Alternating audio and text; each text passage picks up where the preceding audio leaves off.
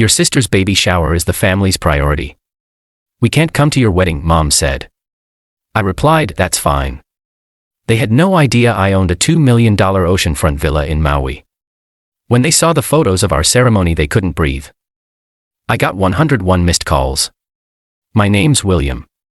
I'm 36, the oldest, the quiet one, the guy who files everyone's paperwork because you're good with numbers. I'm a banker.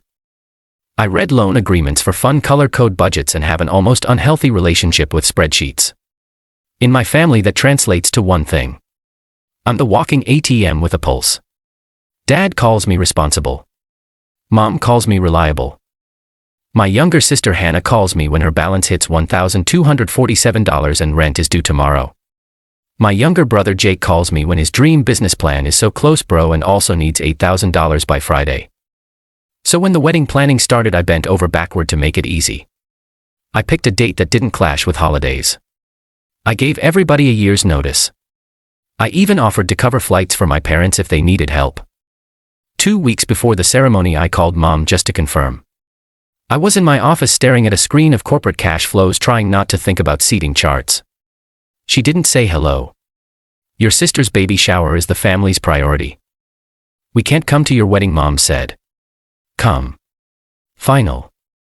I stared at the phone like it had missed her. It's the same weekend. I asked. It became the same weekend, she replied. These things happen.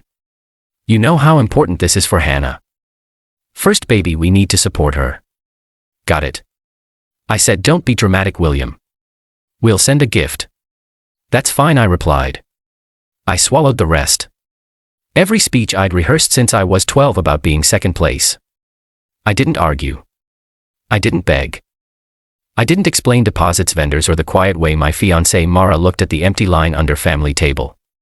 I just ended the call, turned my phone face down, and breathed. Across the desk, my assistant peeked in.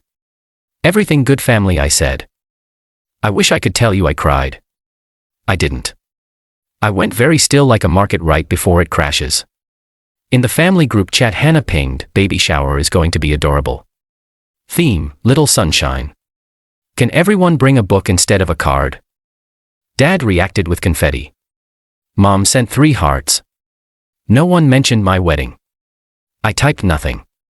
I had already decided how I was going to handle it. They thought I would plead. They thought I would negotiate. They had no idea what I had planned, and they really had no idea where we were getting married. I just let the typing bubbles die.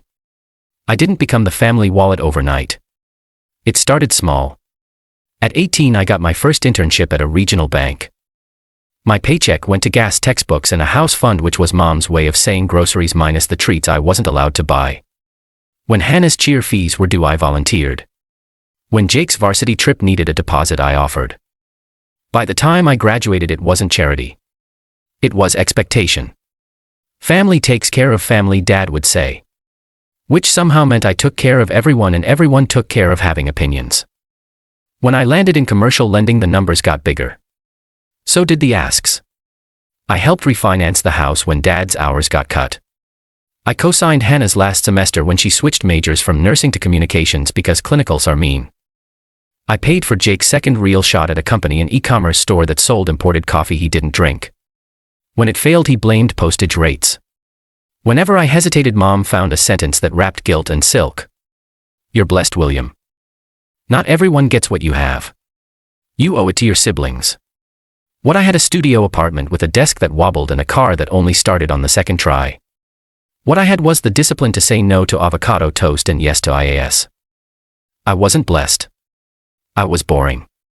Banks love boring. A few years and I got promoted. I moved to a larger office with glass walls and a plant I kept alive through reminders. I started consulting on the side exactly above board. All disclosed to help small businesses structure debt properly. It paid well. I didn't post about it. I don't post anything. My family assumed my salary was public property. Hannah started dating a guy named Kyle who collected sneakers and bounced checks. They got married after a whirlwind year. He lost his job twice. Every crisis wound up in my inbox. Will, can you just cover rent this month? We'll pay you back when taxes hit. Hannah texted. Taxes didn't hit for them. They grazed and kept running. I tried boundaries. I really did. I sent spreadsheets. I suggested budgets. I bought Hannah a book on baby steps and snowballs. She said it was condescending. Last spring, Dad called me from the dealership. "We found a reliable SUV for your sister," he said, voice bright. "We're a little short on the down payment. Just $4,000. Consider it your gift to the baby." "I already sent a stroller and a year of diapers," I said. He sighed. "Money is just a tool, son." "It's my tool," I said, and he hung up. 3 days later I found out my name was on the loan anyway. Dad knew a guy. My credit score wept. I froze my reports and called the bank. It was a mess. We untangled it after a week. The conversation with Mom was the worst part. "You're making this ugly," she said. We needed a solution. "You committed fraud," I said. "Big word," she replied. "Family doesn't sue family." I didn't. I did, however, stopped visiting on Sundays. Then came the wedding. Mara and I had been together for years. She is the calmest person I know, a math teacher who loves second chances and cheap coffee. She watched me carry my family like a second job and never once said, "Drop them." She just kept bringing me back to the numbers.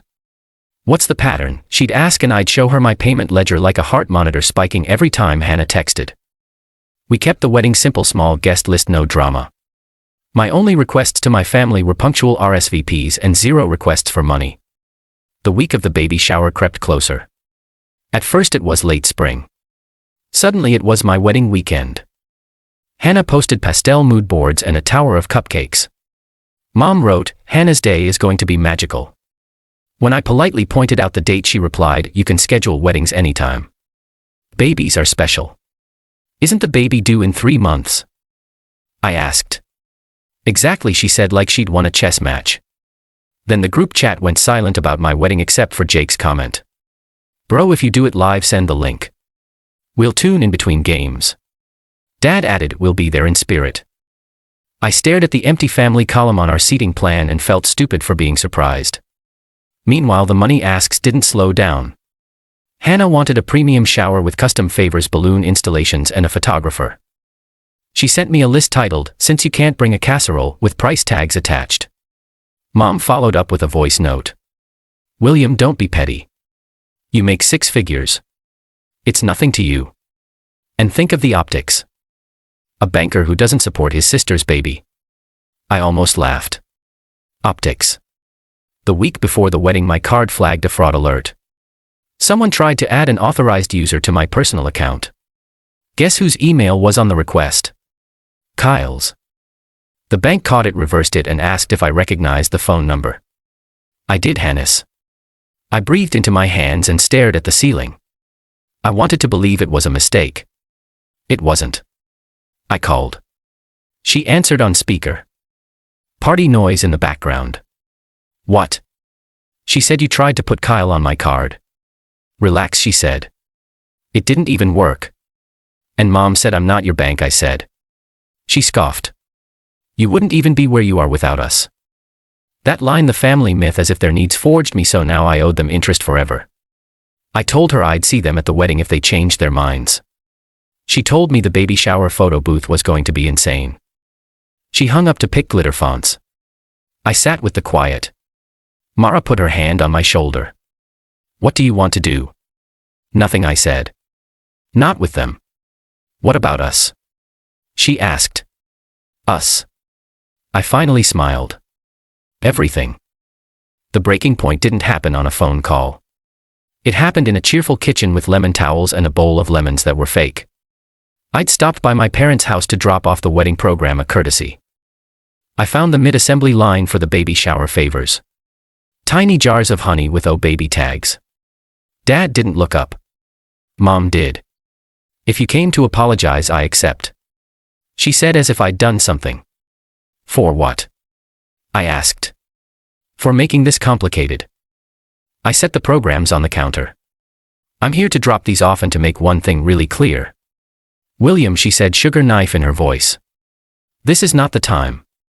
"It's exactly the time." Hannah walked in, one hand on her belly, the other on her phone. If you're not bringing the mimosa bar, at least don't kill the vibe. I laughed. It came out sharp. Right. She rolled her eyes. Why are you being like this?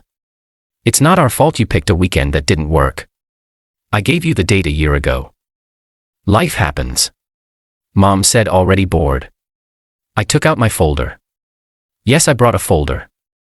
I'm an unfunded person who brings receipts. I slid a printed ledger across the counter.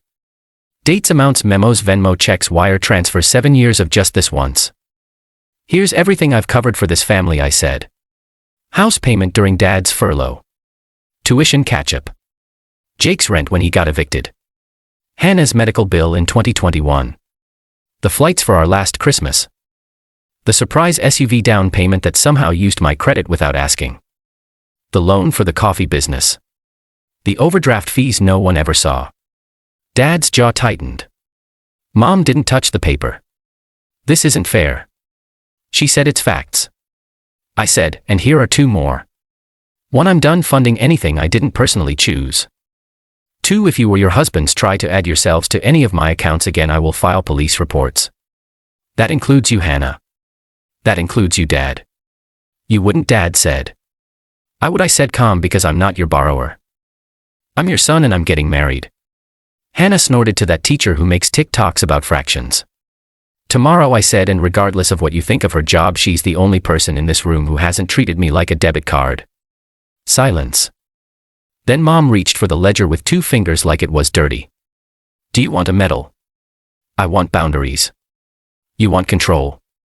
She snapped. You always did. This is you punishing us because your sister's day matters more right now. Your sister's day, Hannah echoed like a chorus. I put my keys in my pocket. My wedding matters. And if you choose not to be there, that's a choice you live with. Not me. Mom's mouth flattened. You're going to regret this. I won't. I said, one more thing. Stop telling people you can't afford to travel. I offered to pay for your tickets months ago. Not till she started, then stopped. Her eyes flickered, calculating. She didn't know where the wedding actually was. None of them did, because I never wrote the location in the group chat. I'd mailed invitations with details. Old school. They never opened the envelopes. Hannah waved her phone. Just drop the link to the live stream. There won't be one, I said. Dad pushed his chair back. So that's it. You're cutting us off on your wedding week. I'm cutting off access to my wallet. I said you always had access to me. You just didn't use it. I left to the sound of scissors cutting ribbon. No one followed. I drove home, washed my hands of honey and glitter, and sent one final message to the group chat. Travel details were in the envelope I mailed 6 months ago. You can still come if you choose not to. Please don't contact me on the wedding day. No one replied. Within an hour, Hannah posted a boomerang of yellow cupcakes with the caption, "Real family shows up." Mom commented, "Absolutely." Dad posted a thumbs up. I put my phone on, do not disturb, and started packing. We flew out 3 days later. If you're wondering why I'd been so calm, it's because the plan didn't depend on them. The venue wasn't a hotel ballroom in our city. It wasn't even on the mainland. 5 years ago, after a gnarly promotion and a bonus that felt unreal, I bought a property most people my age wouldn't even visit except in their screensavers. An oceanfront villa in Maui. 2 bedrooms wrap around lie a slice of sky that looks like it was painted new every morning. It wasn't impulse. It was math. Low interest leverage, high yield rentals, covering costs, tax strategy that my colleagues still tease me about at happy hour. I never told my family, not because I was hiding, because the second I'd share it would become communal and I'd be asked how many relatives could crash just for a week during peak season. Mara knew. My closest friends knew. My family didn't. So when Mom said the baby shower was the priority and they couldn't come, I didn't tell her the ceremony would be at sunset with the Pacific literally applauding on the rocks behind us. I didn't tell her the officiant would be Mara's old mentor, or that we'd host 20 people on the lie with fresh lays, barefoot vows, and a ukulele that made even Jake's old cynicism in my head shut up. We landed on Thursday. By Friday, our friends had filled the kitchen with flowers. Mara's parents cried happy tears when they saw the view. I grilled mahi-mahi in an apron that said, "Banker's Grill to temperature." We rehearsed by laughing. No one practiced looking at the empty chairs. Saturday I woke up to a dozen thinking of you texts and one from Hannah. A selfie with a balloon arch sunshine shower. Wish you were here to see it, she wrote like she had no idea what the day was. I didn't reply. At 5:47 p.m. Mara walked out in a simple dress with her hair up and eyes that made breathing optional. The sky turned a color that doesn't have a name unless you work in paint stores. We said our vows with sand under our feet. Our friends clapped and cried. The ocean did its thing. During dinner my friend Elise took pictures. She's a photographer who doesn't use the word content. She shot the villa like a magazine spread by accident. After the toast she airdropped us a handful. The kiss framed by palms. Mara laughing on the steps. Me carrying her through the doorway with the ocean like a dare behind us. We posted 3. No captions, just pictures. We didn't tag the location. Our friends did that for us in their stories. By dessert the family group chat, which had been quiet on my end for days, sprouted red dots like a rash. I didn't open it. I put my phone in a drawer and danced with my wife. At 10:36 p.m. Elise whispered, "You're going to want to see this." She showed me her phone. Hannah's Instagram story wasn't cupcakes anymore. It was a screen recording of our photos. She'd zoomed in on the water and typed, "Where is this?" with 10 question marks. Mom commented under a repost from a cousin. "Is this a resort? Why didn't he tell us?" Dad texted me. "Call me now." I didn't. We cleaned up, put leftovers in the fridge and sat on the steps listening to the scene make decisions. Around midnight I caved and checked my phone. 101 missed calls. Voicemails stacked like books you never planned to read. Mom, Dad, Hannah, aunties I hadn't heard from in years. The words bled together in previews. Unbelievable. How could you?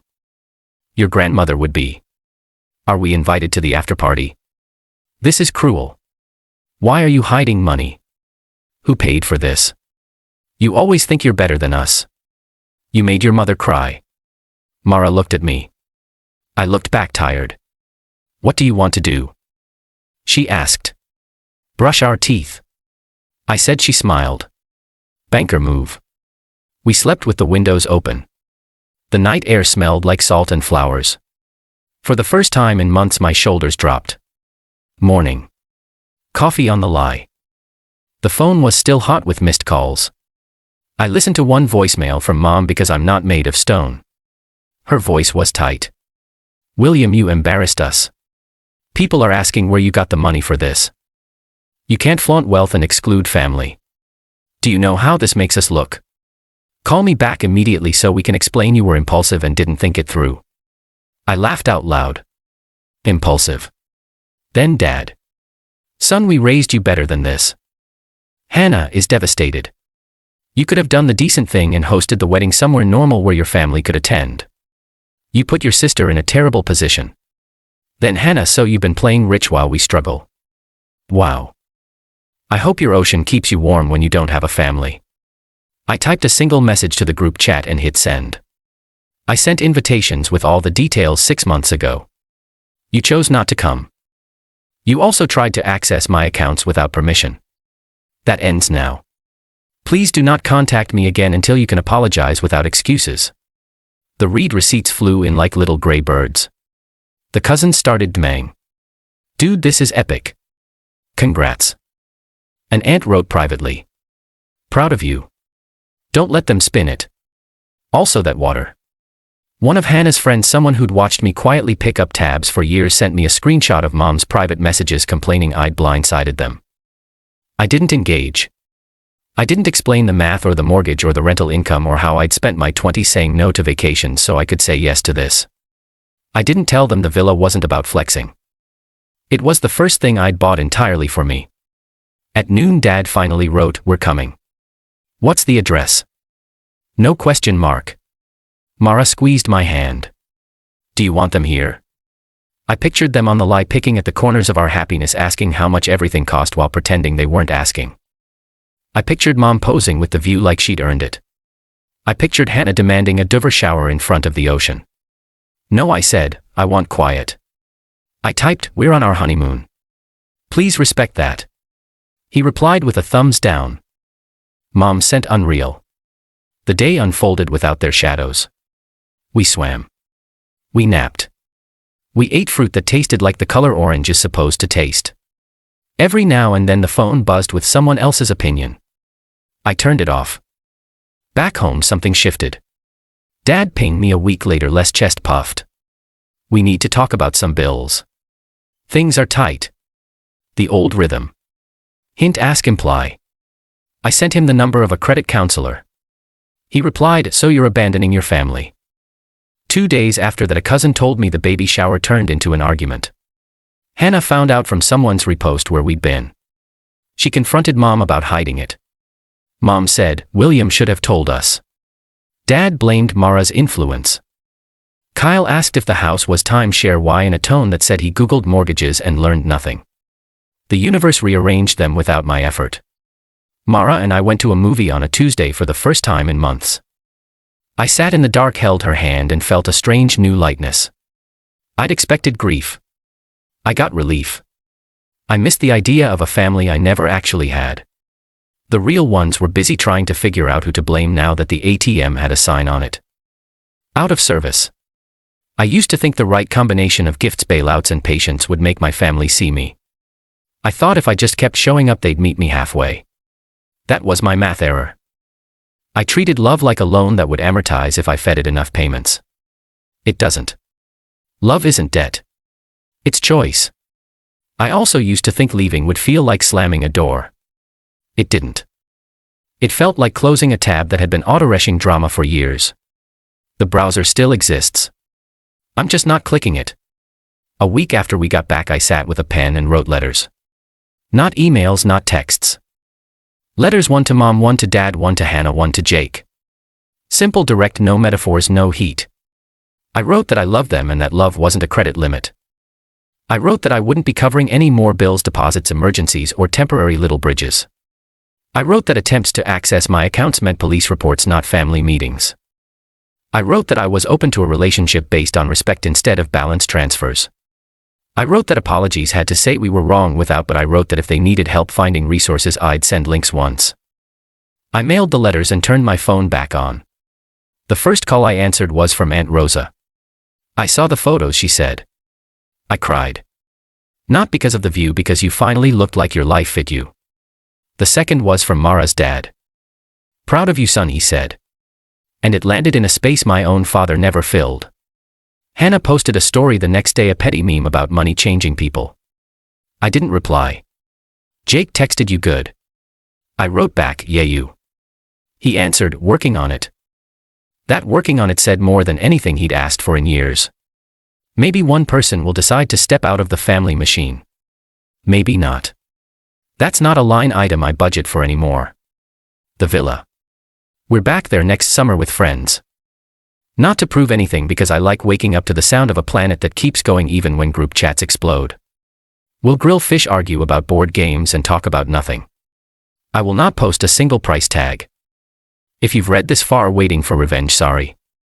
The only revenge I wanted was a life that didn't require theirs. The only update worth giving is this. In every room I stand in now, Bank Beach kitchen at midnight, I recognize the voice in my own head. It's mine. It's calm. It says simple things like, no, not today. That's not my responsibility. Mom texted last night. We're ready to talk if you're done being stubborn. I typed and deleted a dozen replies. Then I wrote the only one that fits. I'm ready to talk when you're ready to listen. I hit send.